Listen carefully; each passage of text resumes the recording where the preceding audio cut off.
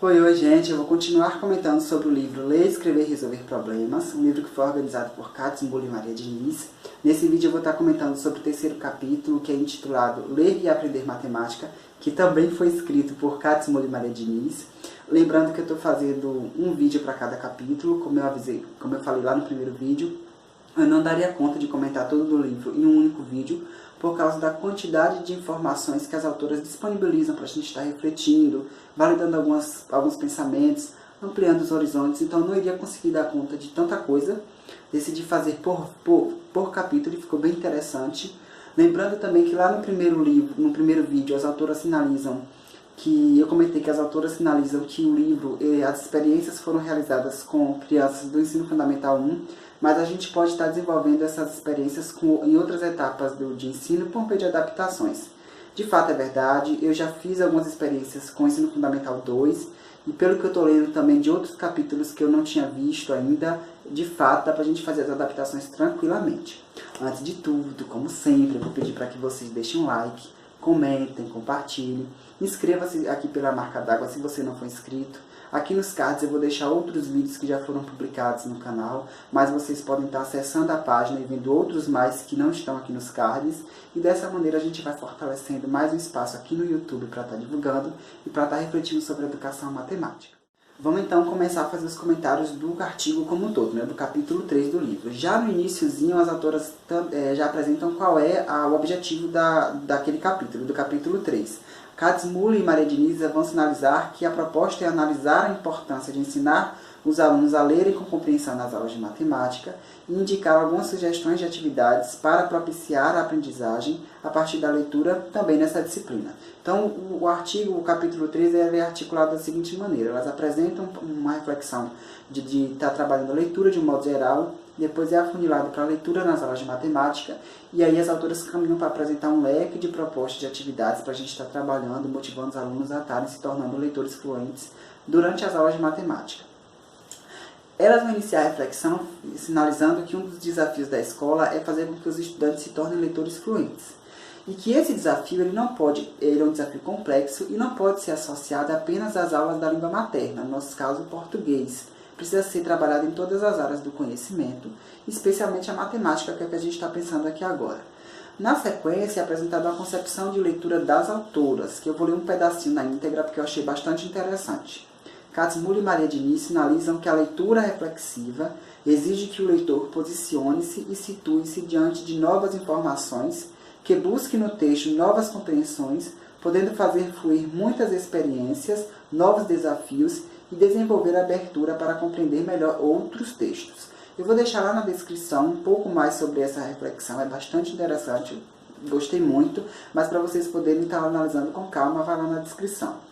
Na sequência, as autoras já afuniram a discussão para a leitura nas aulas de matemática, e aí elas vão sinalizar que a escrita matemática ela tem algumas características específicas, o que a gente já sabe, que é alguns termos, alguns símbolos específicos, e que a escrita matemática às vezes não é tão, como elas escrevem, meu Deus, tão similar com aquela que a gente trabalha na língua portuguesa, na nossa língua materna. E por conta disso, trabalhar a leitura na aula de matemática também é um desafio bastante complexo, porque vai envolver diversas variáveis, processos cognitivos, processos afetivos, processos sociais, processos esses que vão envolver aí, cada pessoa vai ser influenciada de uma maneira por cada um desses processos. Então, sinaliza o quanto que é complexo a gente trabalhar a leitura nas aulas de matemática, mas é possível, e se é possível, a gente pode conseguir alcançar aí objetivos e resultados satisfatórios. Na sequência, elas vão entrar numa reflexão, aí, numa discussão sobre a diversidade, a necessidade de trabalhar leituras diversas. E aí elas vão sinalizar que nas aulas de matemática, trabalhar a leitura nas aulas de matemática é interessante que a gente tenha diversos objetivos. Elas trazem a referência de Solé para dar exemplo de alguns objetivos para estar trabalhando a leitura. Eu vou ler aqui. Ler para aprender, ler para obter uma informação, ler para seguir instruções, ler por prazer, ler para comunicar um texto a outras pessoas. Então, esses são objetivos que a gente pode estar trabalhando no decorrer das leituras nas aulas de matemática, e também a gente precisa trabalhar uma rotina de leitura para a gente estar articulando a motivação dos estudantes. Essa rotina de leitura vai envolver leitura individual, leitura oral, leitura compartilhada, leitura silenciosa. E dessa maneira a gente vai diversificando as propostas de leituras que são apresentadas durante as aulas de matemática, e a gente vai motivando os alunos a estarem participando e a estarem desenvolvendo e possivelmente se tornando leitores fluentes. Só que, além disso, essas leituras nas aulas de matemática possibilitam que os alunos se deparem com situações efetivas e de uma diversidade de textos. Então, a gente precisa também, além de tudo isso que eu já comentei, trabalhar com a diversidade de textos, que vai envolver problemas, textos de livros variados, textos de jornais, regras de jogos, análise de gráficos, tabelas, poemas, uma diversidade enorme, entre outros aí, que a gente vai estar possibilitando com que essa diversidade mobilize o cognitivo dos estudantes, e dessa maneira eles possam estar parando, questionando, interpretando, refletindo e caminhando nesse processo de estar lendo, se tornando leitor fluente. Na sequência do capítulo 3, Katzenbull e Maria Diniz começam a apresentar sugestões de atividades, e nessas sugestões de atividades, elas iniciam apresentando algumas motivações para os estudantes. Eu vou deixar lá na descrição do vídeo para vocês darem uma olhada nessa descrição, com calma e tudo mais. E aí elas apresentam também uma característica importante para essas propostas de atividades que elas apresentam. Elas sinalizam que essas atividades envolvem ao mesmo tempo leitura, escrita e interpretação. Então, o professor pode estar trabalhando 3 pilares importantes que a gente já vem discutindo lá desde o primeiro capítulo do livro. Vou apresentar aqui agora as possibilidades que elas apresentam aí, tá? Vou estar lendo com calma e a gente vai comentando aos poucos. Um primeiro passo, uma primeira possibilidade, é escrever uma cópia do problema no quadro, e aí vai fazendo uma leitura geral do problema como um todo, e depois faz uma leitura mais vagarosa, para ter conversando alguns termos específicos com os estudantes. Uma outra possibilidade nessa mesma perspectiva é estar com o problema escrito e, a partir do problema escrito, estar questionando os alunos, mas não questionando para encaminhar o aluno para a resposta, está questionando para fazer com que possibilitar que ele interprete e por ele mesmo ele vai encaminhando para a resposta do problema ou para as respostas do problema que é apresentado. Uma outra possibilidade é o dicionário de matemática, porque em alguns momentos os alunos podem registrar palavras da matemática que eles não conhecem ou palavras da matemática que eles têm dúvida, além também daquelas palavras que têm sentido diferenciado no contexto da linguagem matemática e na língua materna. E esse dicionário vai estar sempre ali disponível para que o aluno possa recorrer à medida que ele for sentindo dificuldade, precisando usar uma palavra que tem dificuldade, vai lá e visita o dicionário para estar vendo qual é o significado.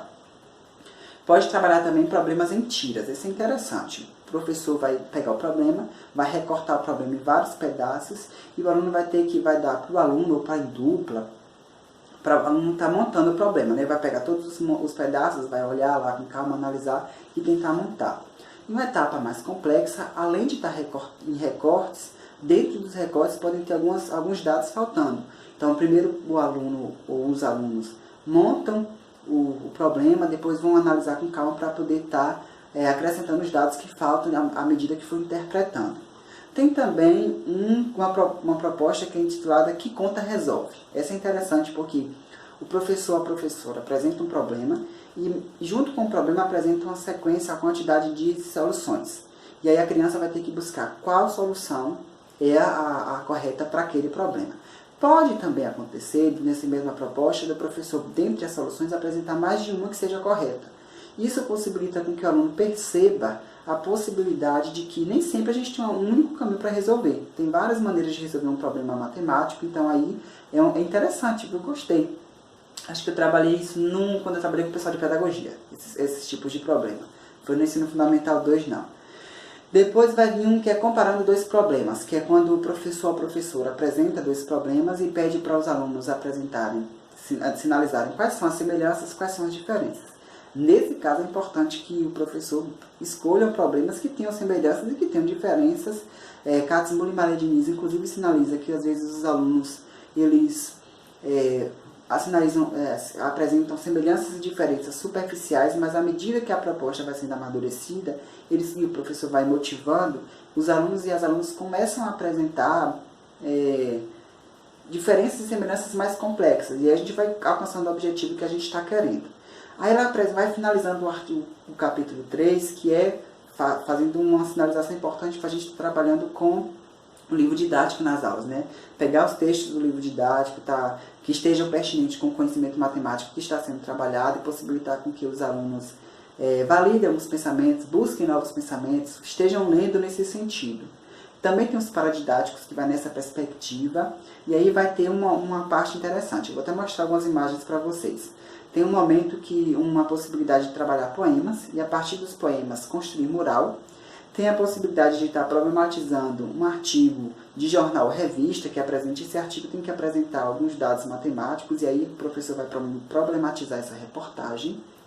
E também a leitura de gráficos e tabelas. O professor pode apresentar um ou outro e aí trabalhar a transição de um para o outro. Eu vou mostrar aqui para vocês darem uma olhada naquelas trabalharam com poema, né? Teve o poema aqui, e a partir da leitura, interpretação, discussão do poema, foi construído um mural sobre o que é apresentado no poema, ou também a transição de gráfico, né? Uma atividade que apresenta uma tabela, os alunos vão apresentar isso aí, construir um gráfico, fazendo a transição das informações da tabela para o gráfico. Enfim, elas finalizam o capítulo falando sobre avaliação, 3 aspectos importantes, que essas possibilidades aí que elas apresentam possibilitam a avaliação constante, pela qual o professor vai avaliar o aluno durante o processo. Os alunos também podem avaliar a si mesmos durante o processo e, o mais interessante, é possível sinalizar e evidenciar as conquistas e as necessidades. E elas finalizam um texto falando que não existem só essas propostas, nós enquanto professores, que a partir dessa leitura vai refletir, fazer adaptações, buscar novas possibilidades e trabalhar com algumas que são apresentadas no texto também. Enfim, é isso que é discutido no livro, no capítulo 3. A gente segue a leitura aí, mais para frente eu posto o vídeo do capítulo 4. Espero que vocês estejam gostando. Fica aí pedindo mais uma vez para vocês deixarem um like pro vídeo, comentem e compartilhem para a gente fortalecendo, para o YouTube estar sugerindo o vídeo para outras pessoas. Valeu, até a próxima. É isso aí.